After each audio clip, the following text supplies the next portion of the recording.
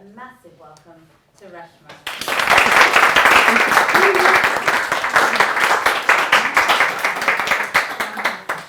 Right, good evening. So as Cassie mentioned, I'm going to ask the same question again, so please bear with me. How many of you run your own business? Part-time, full-time? It's so easy, isn't it? No? You're not just sitting in the Caribbean by the pool, having a cocktail, laptop lifestyle, lap dance lifestyle, whatever they call it these days. It's not like that. It really isn't, right? It's like this emotional roller coaster that you're constantly on. It is exhilaration, but it is also the exhaustion. It is the triumphs, but it is also the rock bottom. It is the lows. It is the desolation. It is the isolation as well. And that is what it became for me. And I didn't know how to get out. Until, as it said, for me actually what happened is that one day I looked at the mirror and I didn't recognize the person looking back at me. I couldn't believe that that person was me. And I realized at that particular point that if I didn't get out, something really bad would happen. And that was when I finally had the courage, but also decided to leave. But you know what? At that point, I thought I gave up. And for a very long time, that was my story. I failed. I was a failure. And I gave up. I was a coward. That was who I am. And with a little bit of time, what did change is that I realized maybe it was a situation. Maybe it wasn't, I didn't have that distance to think it wasn't me because I still very strongly felt that. But that I would never put myself in that situation again. 2 years later, I started my own business again. I'm really not that bright. But in this case, it was because love overcame fear. It was because I loved what I did so much. It was because I loved helping people. That overcame the fear of doing this again. And this time around, I thought, okay, I'll be a little bit smarter about the whole thing. I'll be a little bit smarter because I don't want to end up in that situation again. And a lot of what I learned since then, of course, makes me realize that I was unduly harsh on myself at that particular point in time. I still have those struggles. There are still days when I feel like that. But I realized that my self-worth had become tied in to how the company did. And that wasn't fair. That was really not very fair. And something that I came across, because I'm a sales and marketing consultant, sales again is a field which can give rise, if you're not careful, to a lot of highs and a lot of lows. And I thought, and as I said, as it says over there, I truly believe work is supposed to be joy. And if joy makes you feel sleepy, Joe, that's fine as well. It's whatever makes you happy, right? And a lot of people that I work with, they do what they do because they love it. The business is almost secondary. It's almost something that, oh shit, I run a business as well. That comes later on. And that's why I love to help them. So I started looking into things, how not to end up in that particular place and how to help my clients out as well. And that is when I came across positive psychology. And it just changed so many things for me. Now, positive psychology, just to give it a little bit of context, positive psychology is a field of psychology which looks at, while psychology normally focuses on what's wrong. Let me not break that, I can't afford to replace that. So, what's wrong and how can we bring it back to normal? Positive psychology looks at what's wrong with all these idiots, what's wrong with these psychos who are really happy? What is going on with this set of people? And what can we learn from them for the rest of us? And one of the biggest field of studies that positive psychology looks at is resilience. Resilience, grit, and perseverance. Angela Duckworth, Martin Seligman. And one thing that actually really blew me was that resilience is no one thing. It isn't actually one thing. It is many different variables put together, but there's one variable that has the highest weightage out of all. Can anybody guess what that is? Yeah, well, I would hope you would know. You did a PhD in the subject. Someone else. Does someone else have their hand up? Okay. Yes, Chan? Mindset? Yeah, in a way. I was going to say social connection. Yes, very, very true. Very true. That's part of the PERMA model, right, as well. Yeah. Optimism. Optimism is the biggest variable out of all of them. So, who thinks of themselves as an optimist? Okay, quite a few of us, right? Generally quite a few of us. So there are two ways normally optimism is assessed. One is, you can find it online, it's a psychological test, it's called LOT-R. Life Orientation Test-R, revised. What is your dispositional optimism? The second one comes from the field of positive psychology.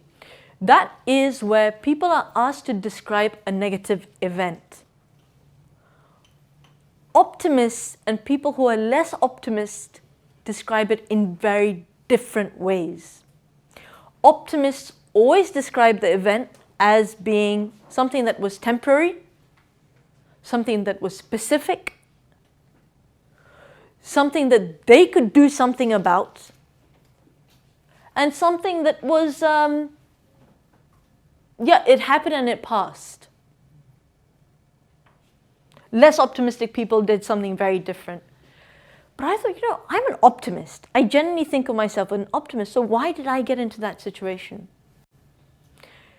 And there are reasons when optimism, it's not being an optimist, it's about optimistic thinking, which are two very different things. So they talk about 5 mind traps that we can avoid. The first mind trap is mind reading. You walk into a room, you've got a really important meeting, the person glances at their watch. I'm wasting my time.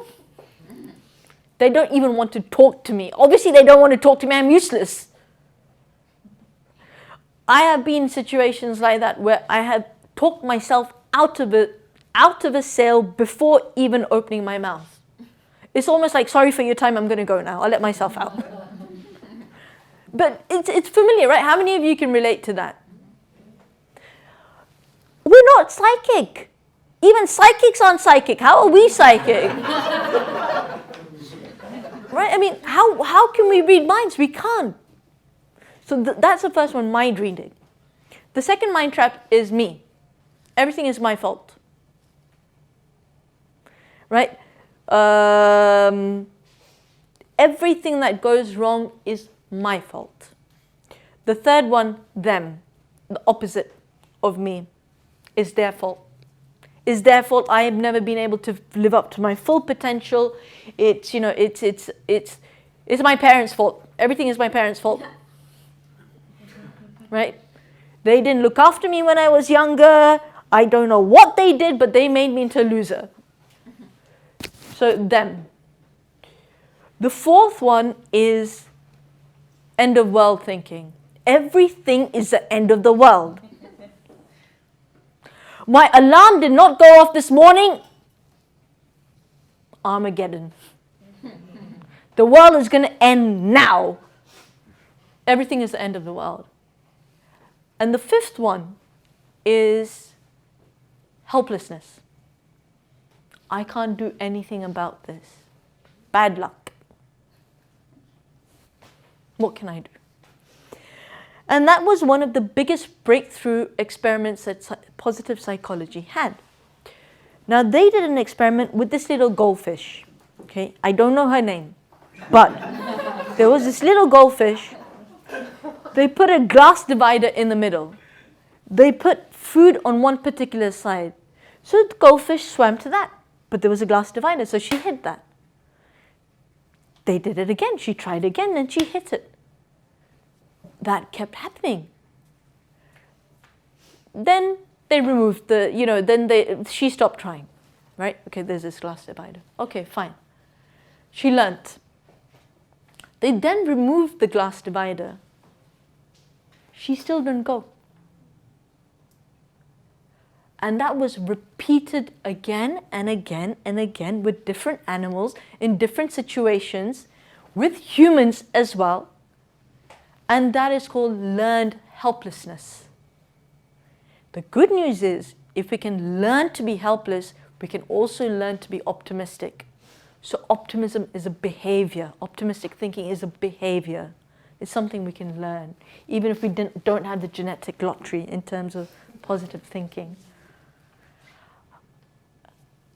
Situations in where these 5 mind traps or negative thinking is very likely to rise.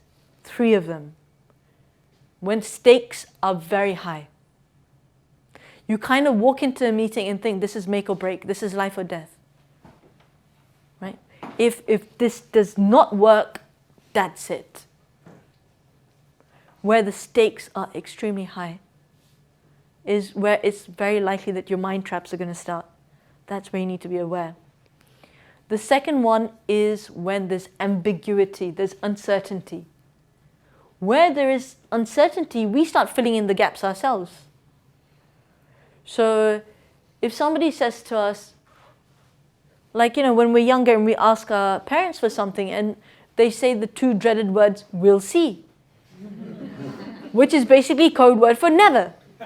Over my dead body, you idiot. And we presume that. And sometimes they actually don't even mean that. They say, we'll see, okay, like as in we actually will do it later, but we'll see, we take it as gone.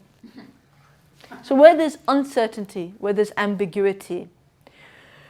The third one is where we're actually already scared of the situation. So for my clients, for example, when they're not very comfortable with the sales conversation, it's something that still feels quite alien to them. As soon as they walk into that room, even if they didn't have it before, all the mind trap starts. And that's where you need to be careful. That's why I tell them that we need to be careful. So awareness that these situations can trigger off the mind traps very quickly. Just awareness. And then the 3 solutions. The first one. Where's the evidence? We're all J.K. Rowling in our own way. I mean, the stories we write for ourselves, if we could publish them, I'm sure we'd outsell Harry Potter, wouldn't we? The stories that we tell ourselves are incredible. A friend was supposed to phone us. She didn't phone us. Why? Because I'm useless. Nobody likes me. Or it's because it's politics. This happens everywhere. It's office politics. Obviously, it's office politics. Have you seen the way that, I bet there's a promotion going to go on and I'm not going to get it. Why? Because she doesn't like me. I've forgotten the friend's name, but she doesn't like me. That's why she didn't call. The stories we tell ourselves, the stories we make up. So when you do find yourself going down that particular path, or anybody, when I find myself going down that particular path, hang on. What's the evidence of this? is there any actual evidence to back this up? Normally there isn't. Normally there isn't. And this is something that I remember when I was being trained as a coach, one of my lecturers mentioned this, and it always stayed with me. It's called the fantasy ladder. Has anybody ever heard of the fantasy ladder? No? Okay. So we start with fact. Then you have a step in between. Then you have fiction. And then you have fantasy. But most of us live in between fact and fiction. We lived in faction. And that's where we have to be really careful, because we start filling in the gaps. So you need to look for evidence. Don't go down, don't let this negativity or the mind trap get you. Look at the facts. Don't go into factions. Just stop there. The second solution is, okay, even if this happens, even if X happens, I'll do Y. So just having that little bit of a backup, that, okay, even, if this happens, it's okay. It's not the end of the world. I'll cope, I'll do Y, right? Now the third one is something that I've completely gone blank about at the moment. So third technique. Ellie, what's the third technique? Yeah. Okay, I'm sorry. I seem to have caught Elliot's baby brain. Maybe it's jet lag brain. But I cannot remember. Yes? Oh, were you asking me about what the third one is? Yes. Oh, okay. No. Maybe asking for help. Asking for help. That's a really good one. Yeah. So seeking help when you need it. Yeah. Not being scared to ask for help. That wasn't the one that I had, but that's a really good one as well.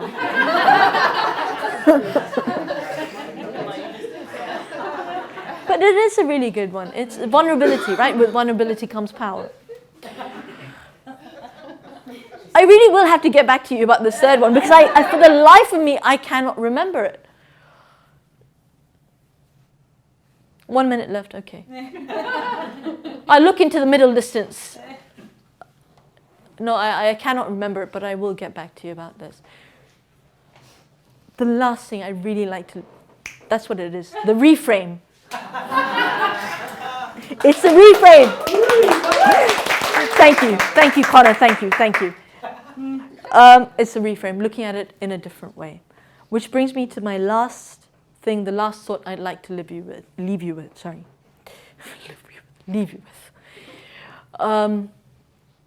We always talk about resilience as being something we deal with or we cope with when we're in an adverse situation. It was recently explained to me, or recently I read about this, and I thought, wow, what a way of looking at it. Resilience is from what we grow. When we push away those things that, that we hate and were the toughest part of our lives, we push away the best of us. Because you overcame that. And to overcome that would have taken your best. So resilience is actually about post-event growth, not just coping with something. Thank you very much.